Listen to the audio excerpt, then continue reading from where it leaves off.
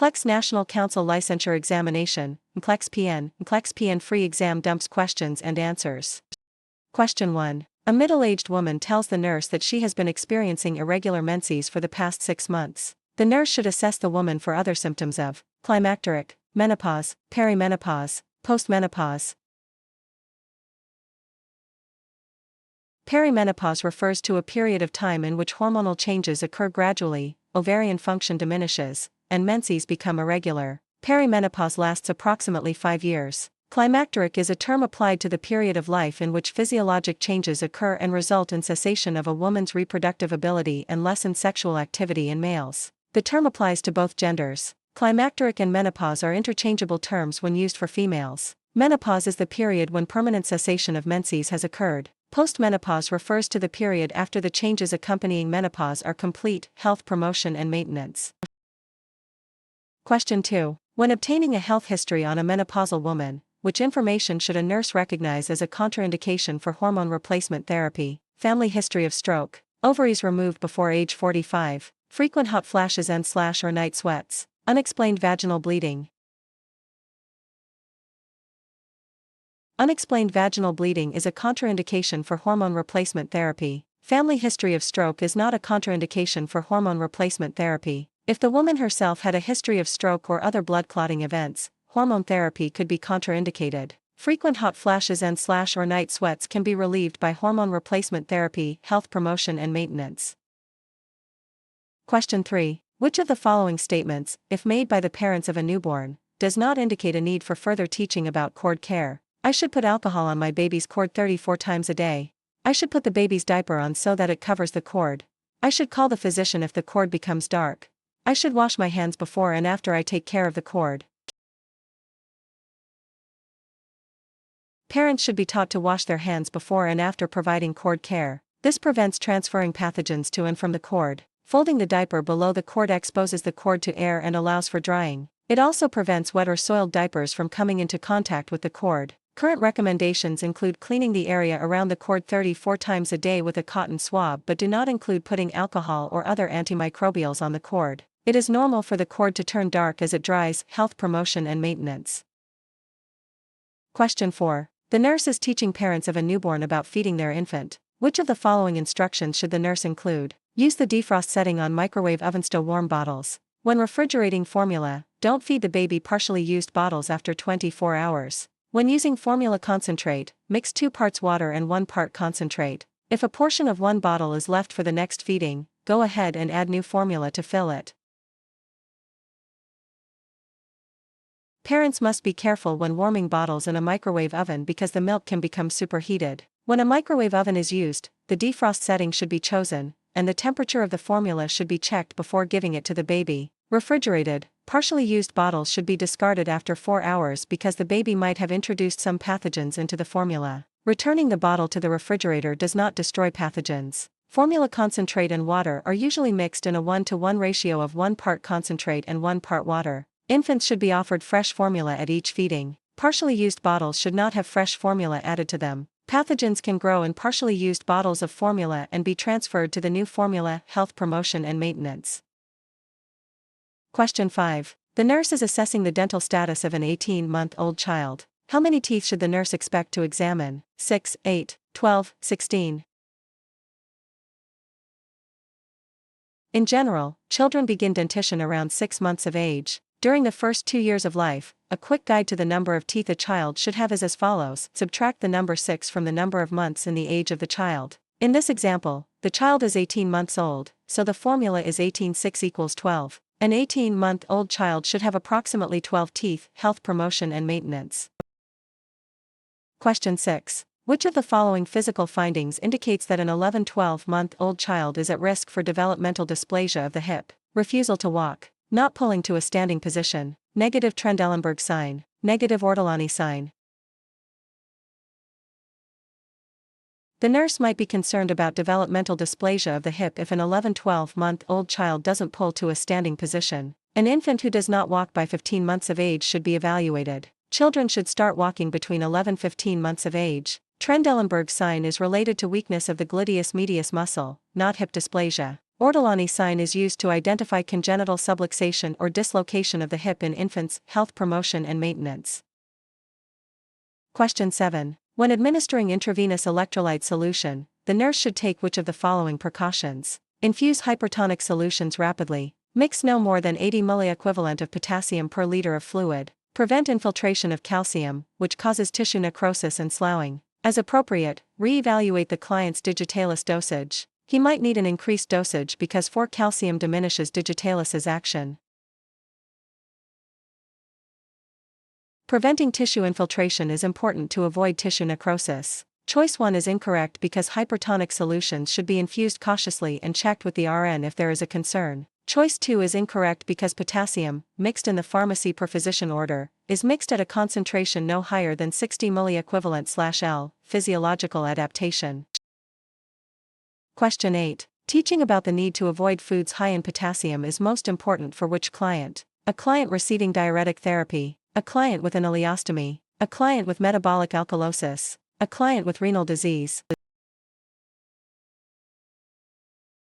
Clients with renal disease are predisposed to hyperkalemia and should avoid foods high in potassium. Choices 1, 2, and 3 are incorrect because clients receiving diuretics with ileostomy or with metabolic alkalosis are at risk for hypokalemia and should be encouraged to eat foods high in potassium, physiological adaptation.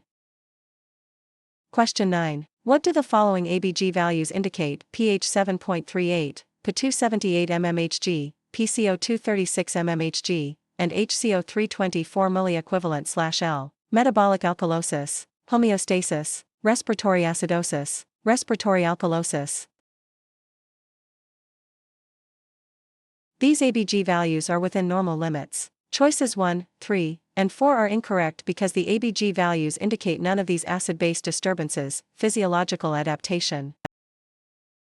Question 10. The major electrolytes in the extracellular fluid are potassium and chloride, potassium and phosphate, sodium and chloride, sodium and phosphate. Sodium and chloride are the major electrolytes in the extracellular fluid, physiological adaptation.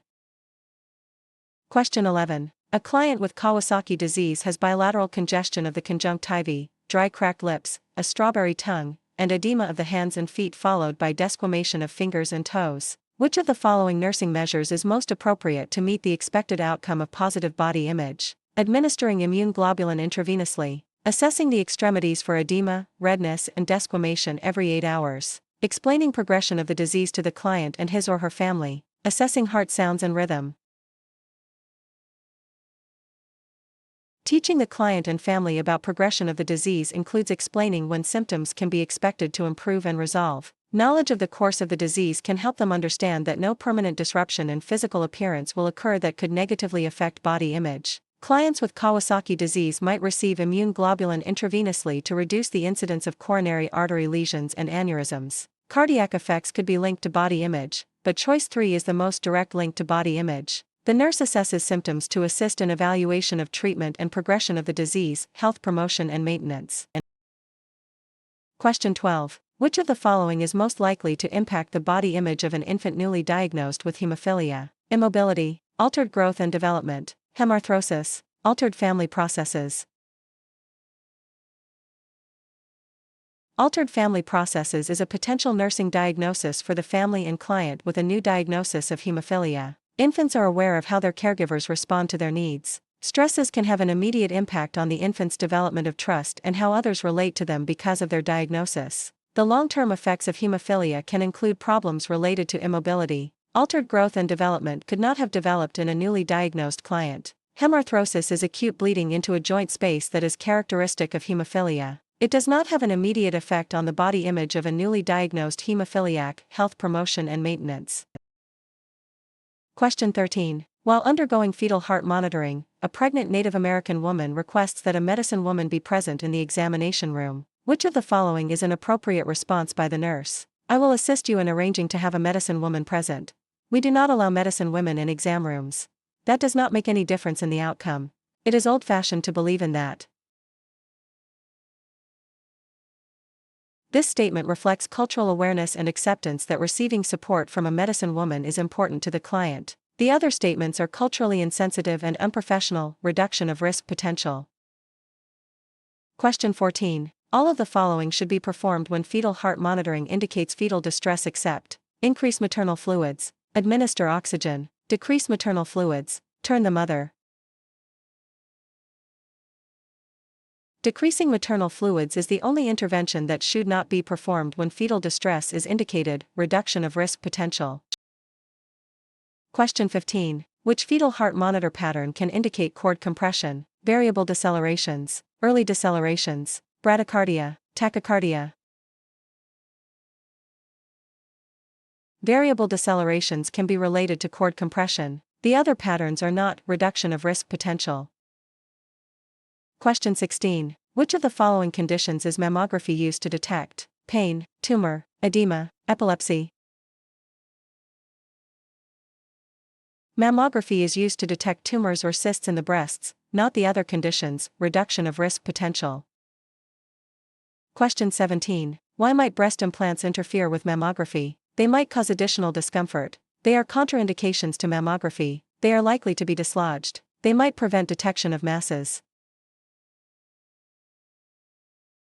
Breast implants can prevent detection of masses. Choices 1, 2, and 3 are not ways in which breast implants interfere with mammography. Reduction of risk potential.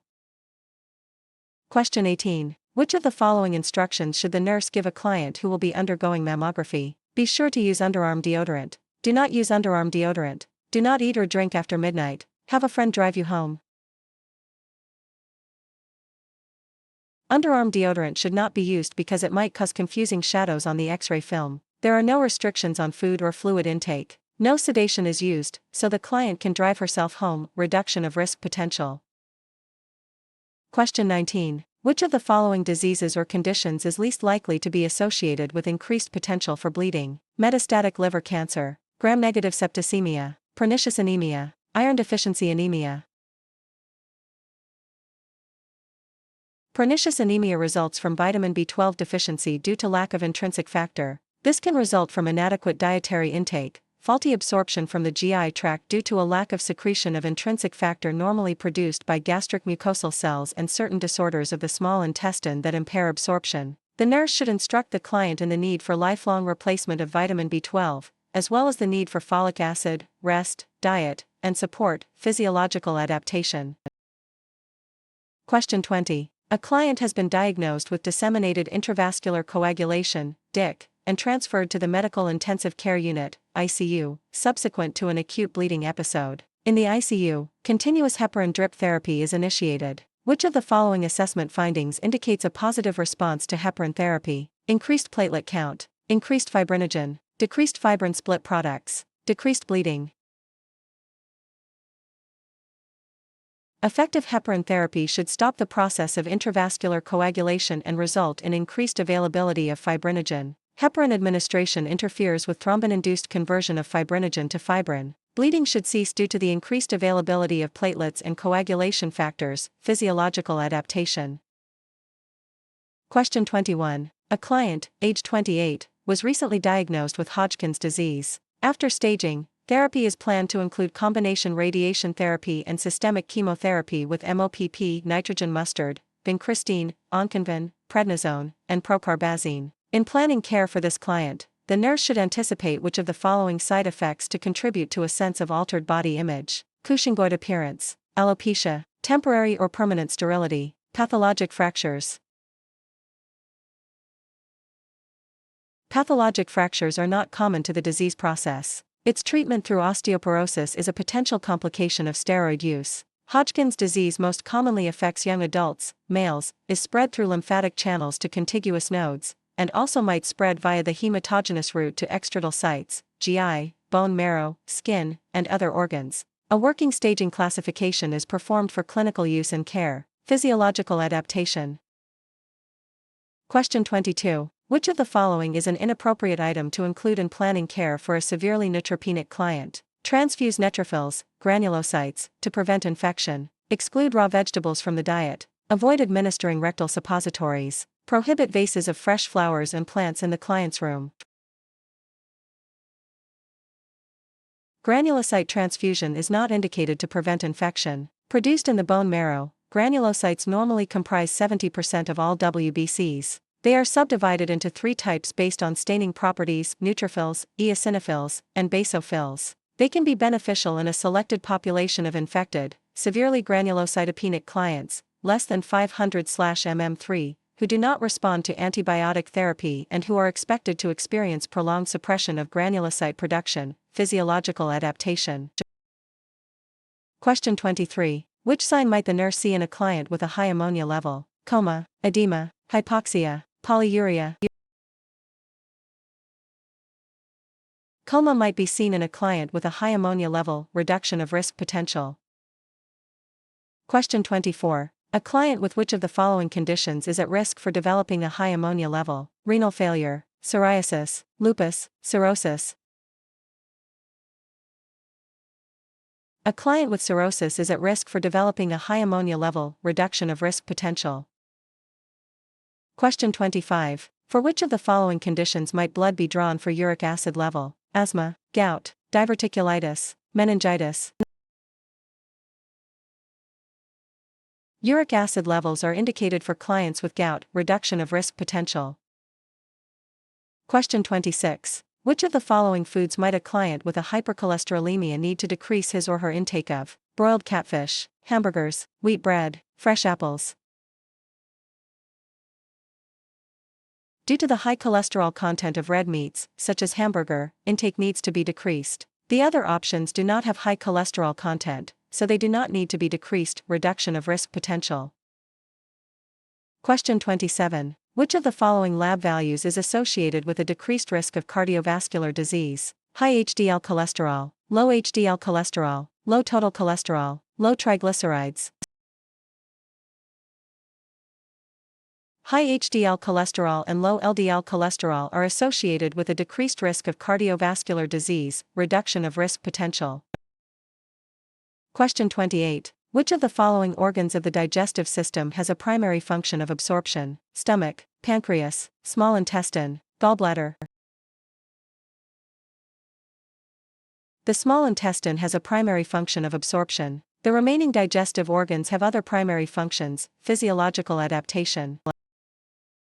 Question 29. For a client with suspected appendicitis, the nurse should expect to find abdominal tenderness in which quadrant? Upper right, upper left, lower right, lower left. The nurse should expect to find abdominal tenderness in the lower right quadrant in a client with appendicitis. Physiological adaptation. Question 30. A 20-year-old obese female client is preparing to have gastric bypass surgery for weight loss. She says to the nurse, "I need this surgery because nothing else I have done has helped me to lose weight." Which response by the nurse is most appropriate? If you eat less, you can save some money. Exercise is a healthier way to lose weight. You should try the Atkins diet first. I respect your decision to choose surgery. This statement is most appropriate, as it shows respect and empathy. The other statements are both insensitive and unprofessional. Physiological adaptation. Question 31. A pregnant Asian client who is experiencing morning sickness wants to take ginger to relieve the nausea. Which of the following responses by the nurse is appropriate? I will call your physician to see if we can start some ginger. We don't use home remedies in this clinic. Herbs are not as effective as regular medicines. Just eat some dry crackers instead. This statement reveals cultural sensitivity. Ginger is sometimes used to relieve nausea. The other statements are culturally insensitive and do not show an awareness of herbal pharmacology, physiological adaptation. Question 32. Which of the following medications is a serotonin antagonist that might be used to relieve nausea and vomiting? Metoclopramide, Reglan, 1-Ondansetron, Zofran, hydroxyzine, Vistaril, prochlorperazine, Compazine. Zofran is a serotonin antagonist that can be used to relieve nausea and vomiting. The other medications can be used for nausea and vomiting, but they have different mechanisms of action, physiological adaptation. Question 33. Which of the following is likely to increase the risk of sexually transmitted disease? Alcohol use, certain types of sexual practices, oral contraception use, all of the above. STDs affect certain groups in greater numbers. Factors associated with risk include being younger than 25 years of age, being a member of a minority group, residing in an urban setting, being impoverished, and using crack cocaine, physiological adaptation. Question 34. Teaching the client with gonorrhea how to prevent reinfection and further spread is an example of primary prevention, secondary prevention, tertiary prevention, primary healthcare prevention. Secondary prevention targets the reduction of disease prevalence and disease morbidity through early diagnosis and treatment, physiological adaptation. Question 35. The nurse teaching about preventable diseases should emphasize the importance of getting the following vaccines: human papillomavirus, genital herpes, measles, pneumonia, HIV, mumps, syphilis, gonorrhea, pneumonia, polio, pertussis, measles. Vaccines are one of the most effective methods of preventing and controlling certain communicable diseases. The smallpox vaccine is not currently in use because the smallpox virus has been declared eradicated from the world's population. Diseases such as polio, diphtheria, pertussis, and measles are mostly controlled by routine childhood immunization. They have not, however, been eradicated, so children need to be immunized against these diseases. Physiological adaptation. Question 36. Acyclovir is the drug of choice for HIV, HSV1 and 2 and VZV, CMV, influenza A viruses.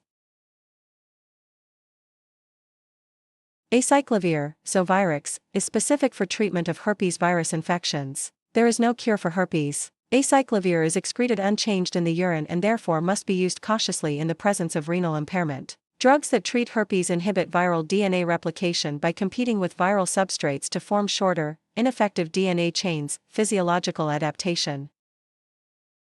Question 37. A safety measure to implement when transferring a client with hemiparesis from a bed to a wheelchair is standing the client and walking him or her to the wheelchair, moving the wheelchair close to client's bed and standing and pivoting the client on his unaffected extremity to the wheelchair, moving the wheelchair close to client's bed and standing and pivoting the client on his affected extremity to the wheelchair, having the client stand and push his body to the wheelchair.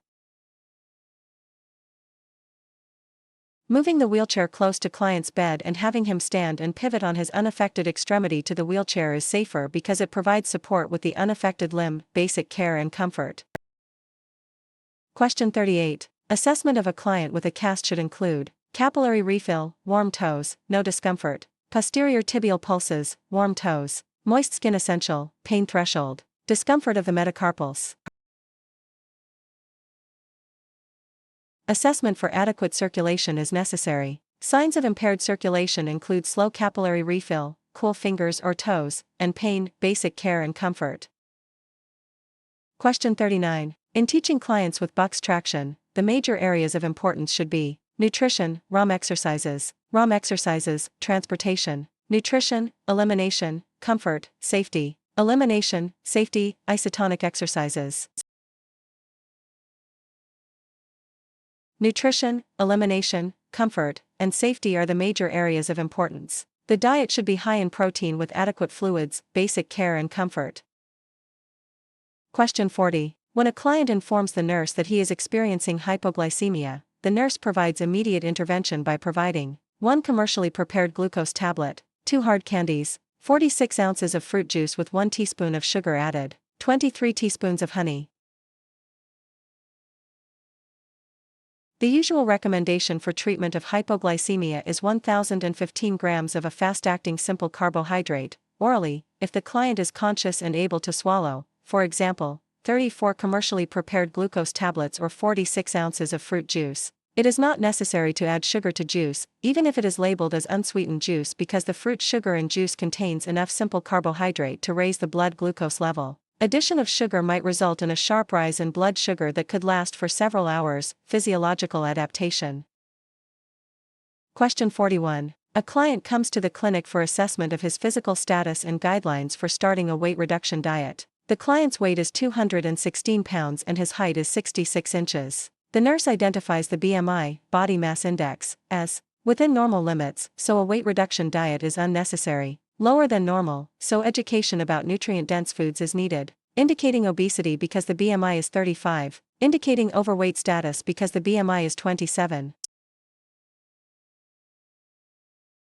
Obesity is defined by a BMI of 30 or more with no comorbid conditions. It is calculated by utilizing a chart or nomogram that plots height and weight. This client's BMI is 35, indicating obesity. Goals of diet therapy are aimed at decreasing weight and increasing activity to healthy levels based on a client's BMI, activity status, and energy requirements, physiological adaptation.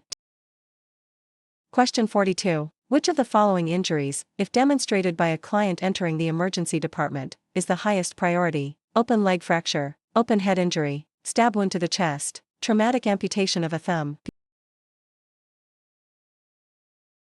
A stab wound to the chest might result in lung collapse and mediastinal shift that, if untreated, could lead to death. Treatment of an obstructed airway or a chest wound is a higher priority than hemorrhage. The principle of ABC, airway, breathing, and circulation, prioritizes care decisions, physiological adaptation.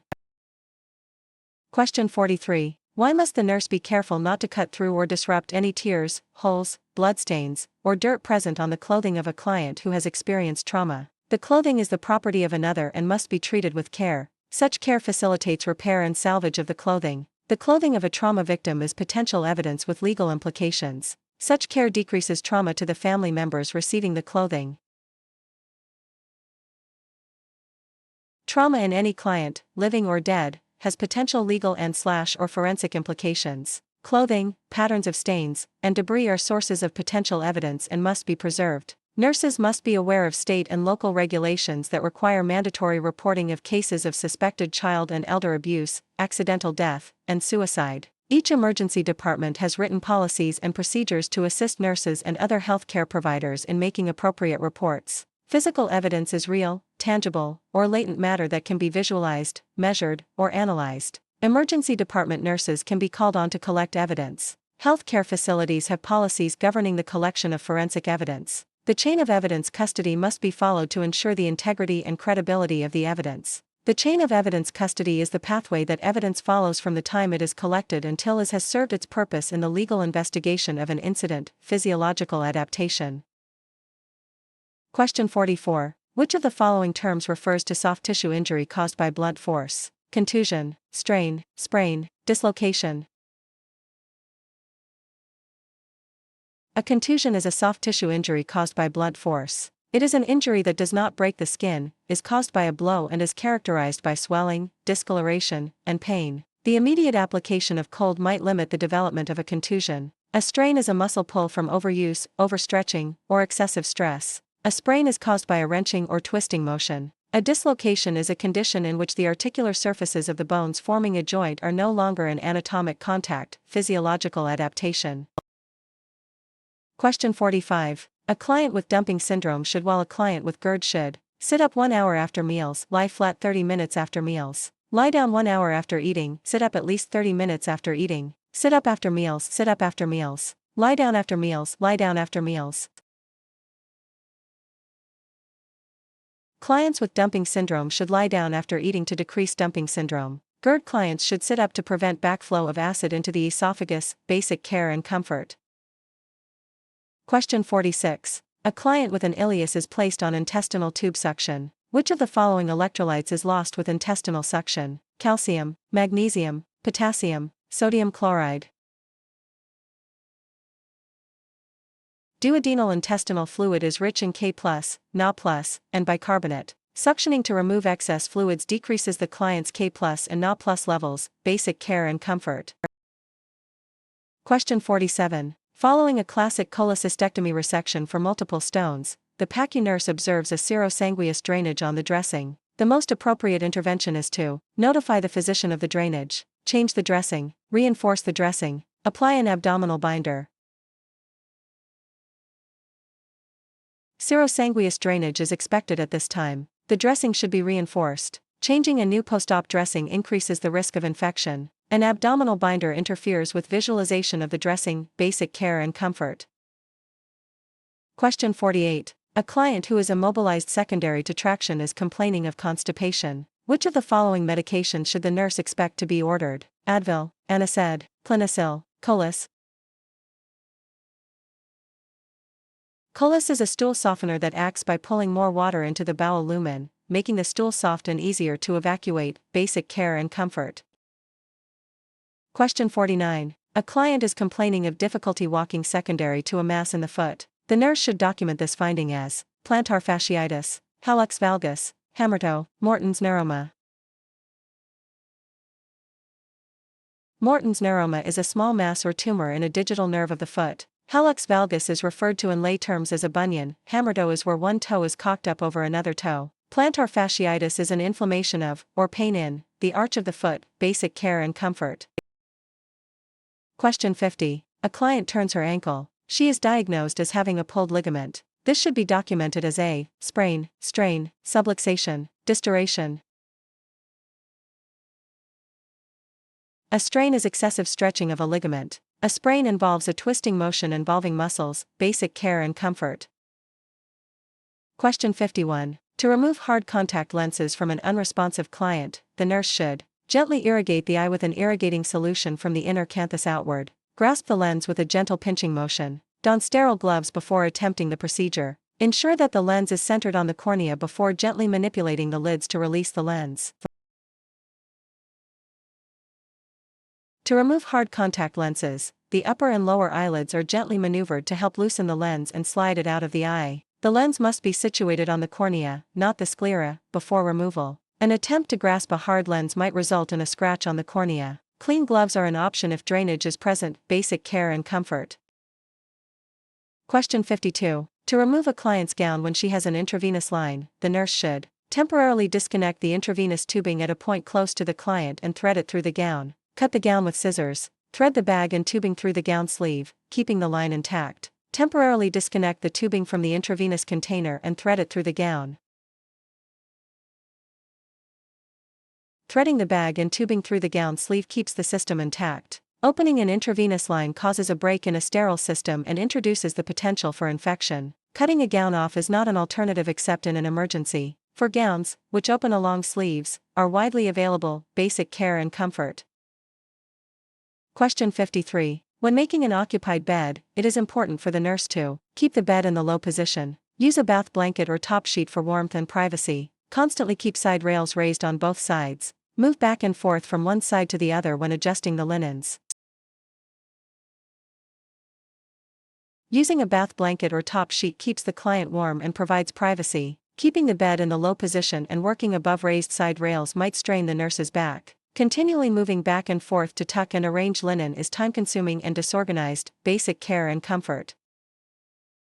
Question 54. Diagnostic genetic counseling, for procedures such as amniocentesis and chorionic villus sampling, allows clients to make all of the following choices except terminating the pregnancy, preparing for the birth of a child with special needs, accessing support services before the birth, completing the grieving process before the birth.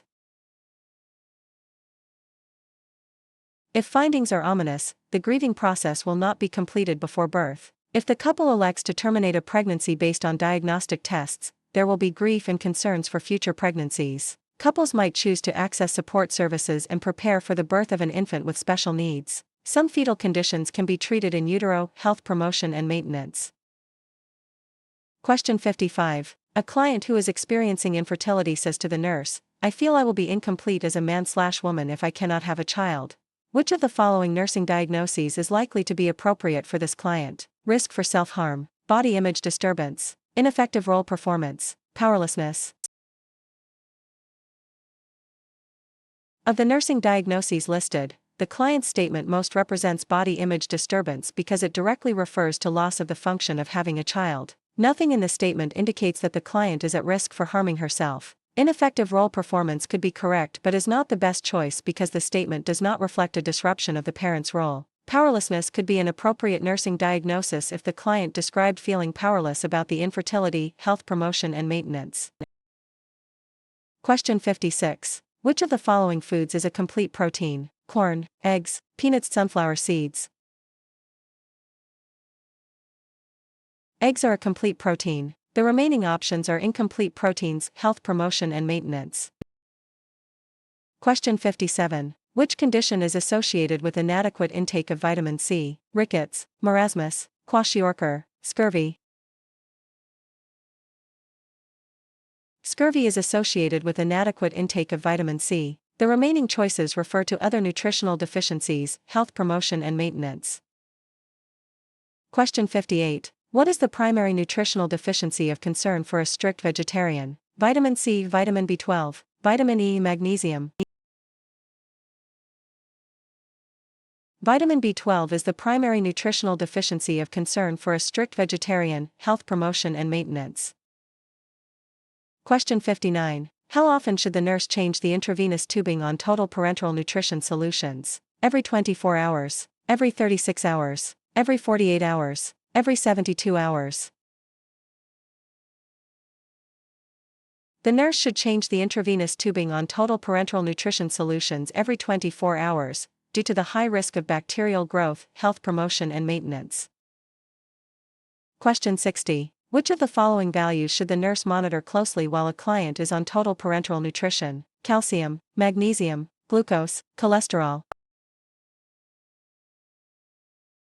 Glucose is monitored closely when a client is on total parenteral nutrition, due to high glucose concentration in the solutions. The other values are not monitored as closely, health promotion and maintenance. Question 61. A teenage client is admitted to the hospital because of acetaminophen, Tylenol, overdose. Overdoses of acetaminophen can precipitate life-threatening abnormalities in which of the following organs? Lungs, liver, kidneys, adrenal glands.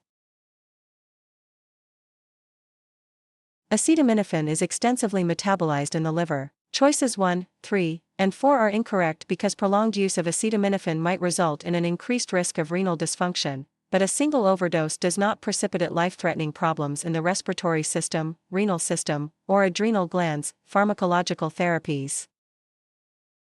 Question 62. Light therapy can be effective for overcoming weight problems, helping with allergies, using alternative medical treatments, working with sleep patterns.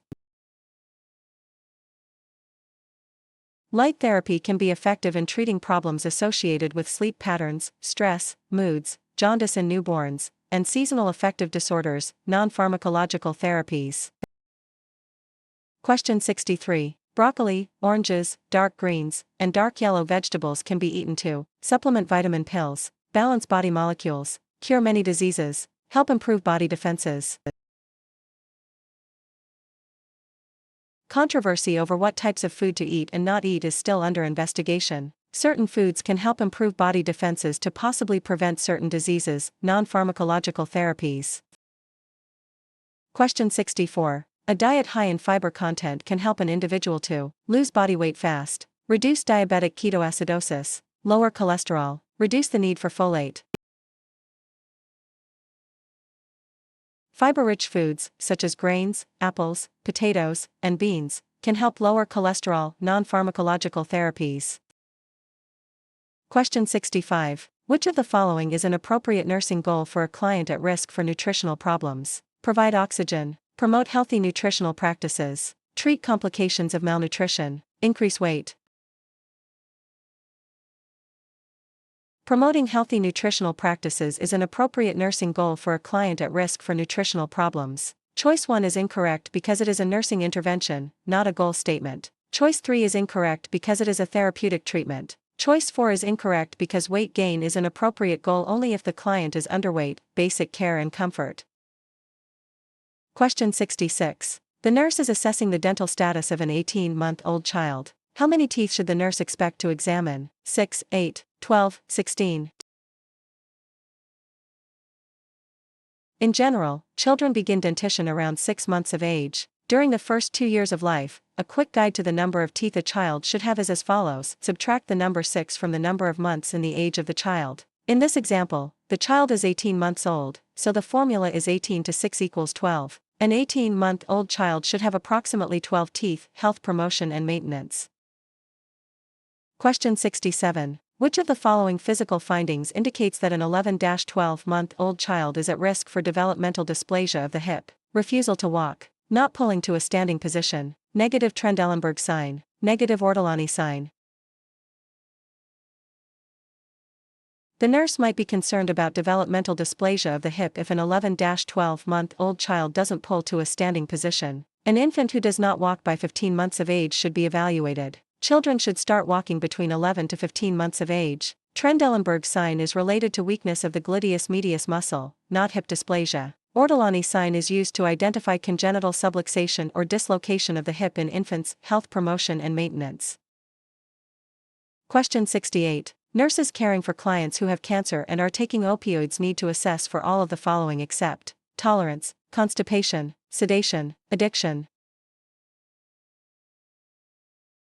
Addiction is not of primary concern when treating the pain of terminally ill clients. Clients with cancer who are taking opioid analgesics can develop tolerance, constipation, and sedation, basic care and comfort.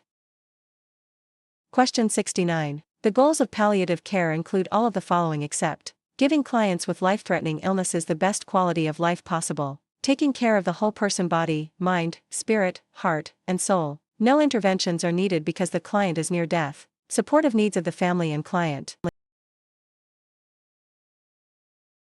The goals of palliative care include choices 1, 2, and 4. Choice 3 is not part of palliative care. All aspects of medical, emotional, social, and spiritual needs of the dying client should be focused on until the end of life, basic care and comfort. Question 70. Major competencies for the nurse giving end-of-life care include demonstrating respect and compassion, and applying knowledge and skills in care of the family and the client, assessing and intervening to support total management of the family and client, setting goals, expectations, and dynamic changes to care for the client, keeping all sad news away from the family and client. There are many competencies that the nurse must have to care for families and clients at the end of life. Demonstration of respect and compassion as well as using knowledge and skills in the care of the client and family are major competencies, basic care and comfort. Question 71. Assessment of the client with an arteriovenous fistula for hemodialysis should include inspection for visible pulsation, palpation of thrill, percussion for dullness, auscultation of blood pressure. Thrill should be present. The client should be taught to check this daily at home. Pulsation is not typically visible. Percussion gives no information about the patency of a fistula. Blood pressure is not auscultated in a limb with an AVF. Auscultation of the AVF, for a brute, is part of an assessment for patency, physiological adaptation. Question 72. A client with stress incontinence should be advised to purchase absorbent undergarments, that Kegel exercises might help, that effective surgical treatments are non-existent, that behavioral therapy is ineffective. Kegel exercises, tightening and releasing the pelvic floor muscles, might improve stress incontinence. Choice 1 is not an appropriate treatment for stress incontinence. Several effective surgical treatments exist. Lifestyle and dietary modifications can also be helpful. Physiological adaptation. Question 73. An appropriate intervention for the client with suspected genitourinary trauma and visible blood at the urethral meatus is insertion of a Foley catheter, in and out catheter specimen for urinalysis, avoided urine specimen for urinalysis, a urologist consult. A urologist consult is appropriate for a client with visible blood at the urethral meatus and suspected trauma. Choices 1 and 2 are contraindicated. A urinalysis might be ordered by the physician, but the question does not provide enough information to make choice 3 the correct answer. Physiological adaptation. Question 74. Erythropoietin used to treat anemia in clients with renal failure should be given in conjunction with iron, folic acid, and B12, an increase of protein in the diet, vitamins A and C, an increase of calcium in the diet. The kidneys of a client in renal failure produce no erythropoietin, a hormone necessary for RBC production. Erythropoietin can be given as replacement, but the client needs adequate iron, folate, and B12 to increase the effectiveness of EPO. Choice 2 is not necessary for RBC production and can increase uremia. Choices 3 and 4 are not necessary for RBC production. Physiological adaptation. Question 75. The kind of man who beats a woman is from a minority culture in a low-income group, from a majority culture in a middle-income group, one who was never allowed to compete as a child, from any walk of life, race, income group, or profession. Batterers cannot be predicted by demographic features related to age, ethnicity, race, religious denomination, education, socioeconomic status, or class. 95% of domestic abuse cases involve male perpetrators and female victims. Psychosocial integrity. Question 76. A batterer is usually someone who grew up in a loving, secure home, was an only child, Was physically or psychologically abused. Admits he has a problem with anger. Many batterers report having been abused as children. Psychosocial integrity. Question 77. When helping a client gain insight into anxiety, the nurse should help relate anxiety to specific behaviors. Ask the client to describe events that precede increased anxiety. Instruct the client to practice relaxation techniques. Confront the client's resistive behavior. To gain insight, the client needs to recognize causal events. The other activities focus on recognition of anxiety. Psychosocial integrity. Question 78. A client has been taking alprazolam, Xanax, for 4 years to manage anxiety. The client reports taking 0.5 mg 4 times a day. Which statement indicates that the client understands the nurse's teaching about discontinuing the medication? I can drink alcohol now that I am decreasing my Xanax. I should not take another Xanax pill. Here is what is left of my last prescription. I should take 3 pills per day next week, then 2 pills for 1 week, then 1 pill for 1 week. I can expect to be sleepy for several days after stopping the medicine. Xanax, like other benzodiazepines, can cause withdrawal symptoms that include agitation, insomnia, hypertension, seizures, and abdominal pain. The drug must be slowly decreased to prevent withdrawal symptoms. Psychosocial integrity. Question 79. A 10-month-old child is brought to the emergency department because he is difficult to awaken. The nurse notes bruises on both upper arms. These findings are most consistent with wearing clothing that is too small for the child being shaken, falling while learning to walk, parents trying to awaken the child. Children who are shaken are frequently grasped by both upper arms. Symptoms of brain injury associated with shaking include decreased level of consciousness. Psychosocial integrity. Question 80. A healthcare worker is concerned about a new mother being overwhelmed by caring for her infant. The healthcare worker should immediately contact Child Protective Services, provide the mother with literature about child care, consult a therapist to help the mother work out her fears, refer the mother to parenting classes. Prevention of child abuse is centered on teaching the parents how to care for their child and cope with the demands of infant care. Parenting classes can help build self-confidence, self-esteem, and coping skills. Parents benefit by understanding the developmental needs of their children, while learning how to manage their home environment more effectively. The classes also increase the parents' social contacts and teach about community resources. Psychosocial integrity. Question 81. Which of the following methods of contraception is able to reduce the transmission of HIV and other STDs? Intrauterine device, IUD, Norplant, oral contraceptives, vaginal sponge.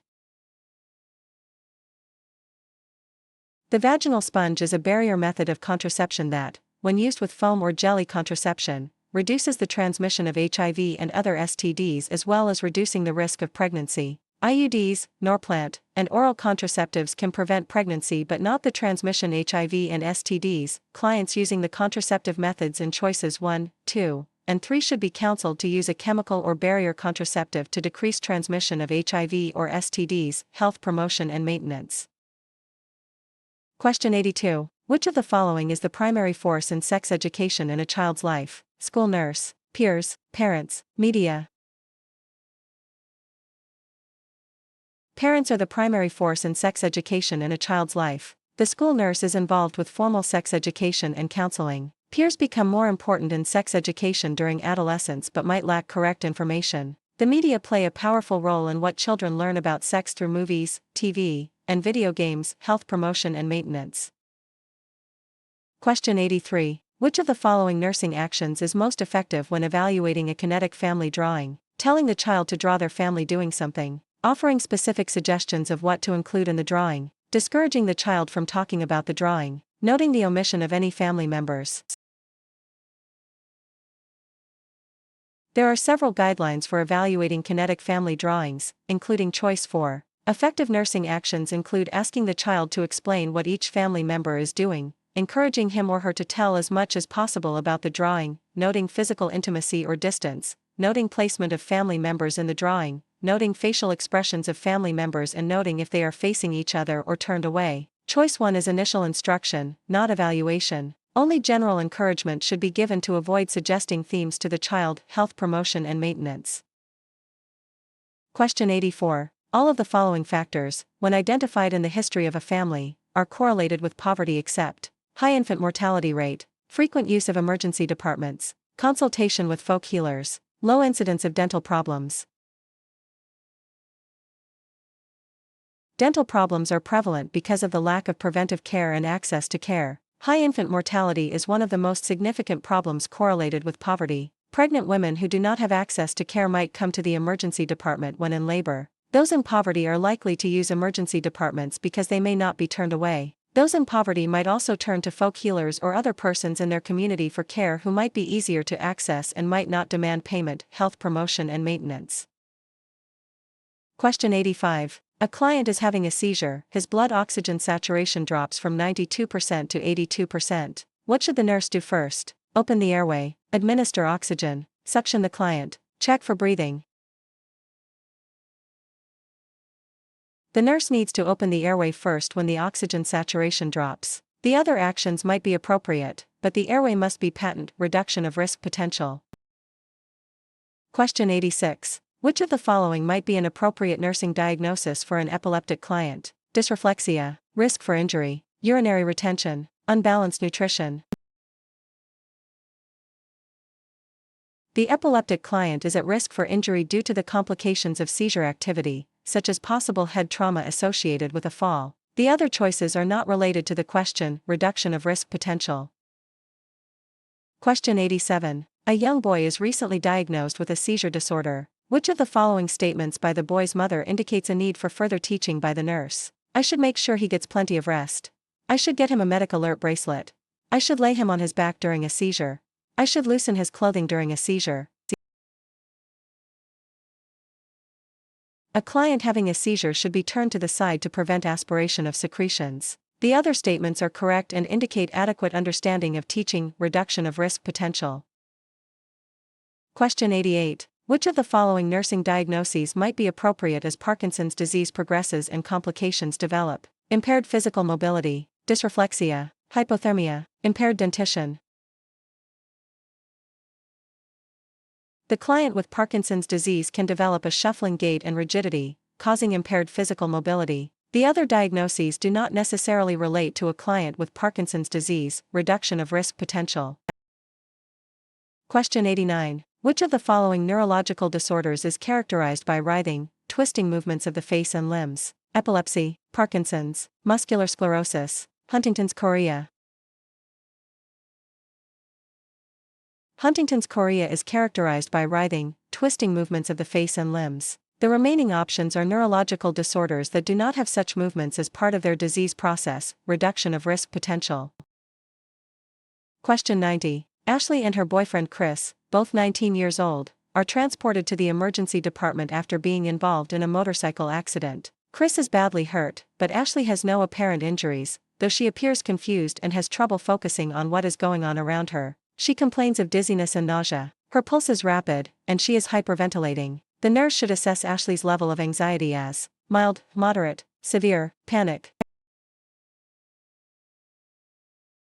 The person whose anxiety is assessed as severe is unable to solve problems and has a poor grasp of what's happening in his or her environment. Somatic symptoms such as those described by Ashley are usually present. Vital sign changes are observed. The individual with mild anxiety might report being mildly uncomfortable and might even find performance enhanced. The individual with moderate anxiety grasps less information about the situation, has some difficulty problem solving, and might have mild changes in vital signs. The individual in panic demonstrates markedly disturbed behavior and might lose touch with reality. Psychosocial integrity.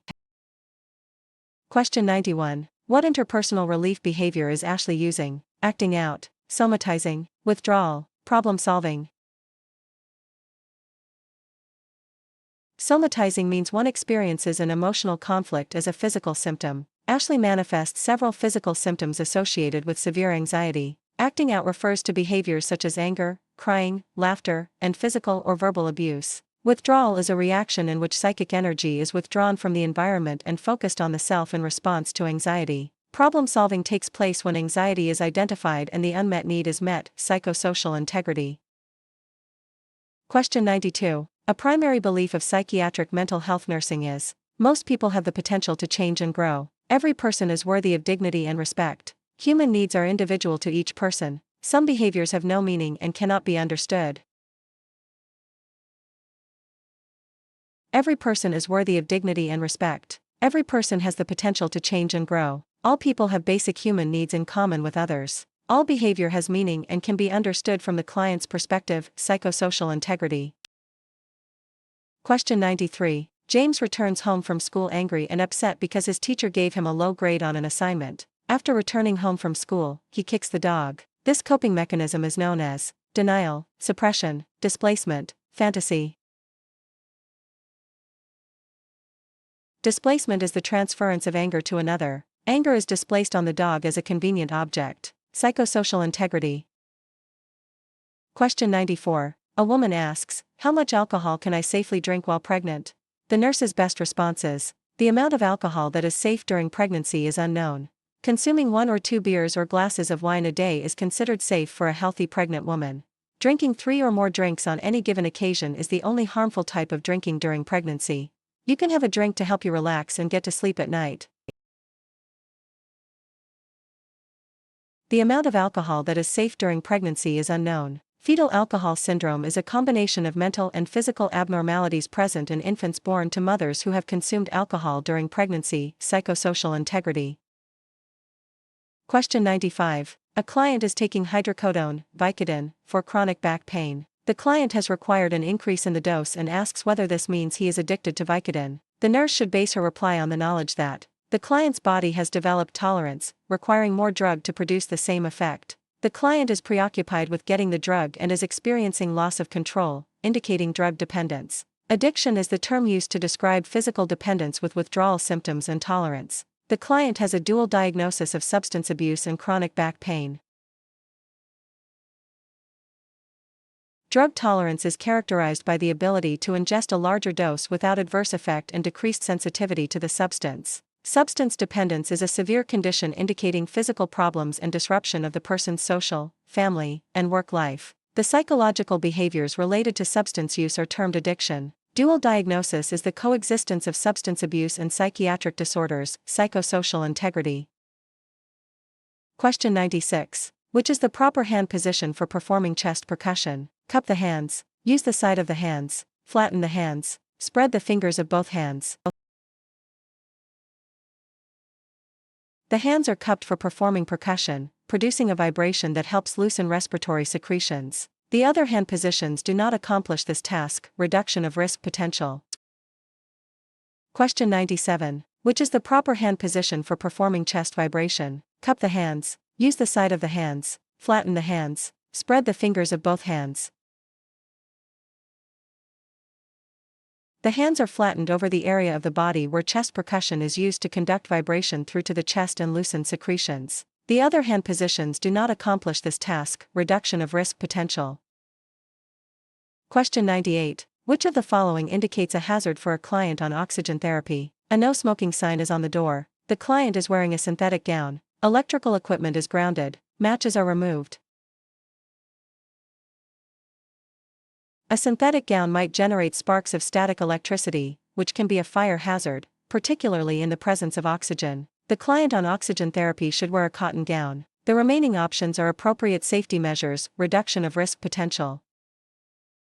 Question 99. When a client needs oxygen therapy, what is the highest flow rate that oxygen can be delivered via nasal cannula? 2 liters/minute, 4 liters/minute, 6 liters/minute, 8 liters/minute. The highest flow rate that oxygen can be delivered via nasal cannula is 6 liters/minute. Higher flow rates must be delivered by mask. Reduction of risk potential.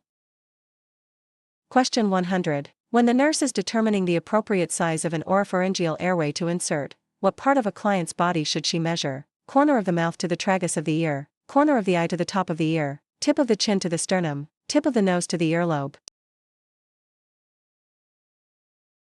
An oropharyngeal airway is measured from the corner of the client's mouth to the tragus of the ear. Reduction of risk potential.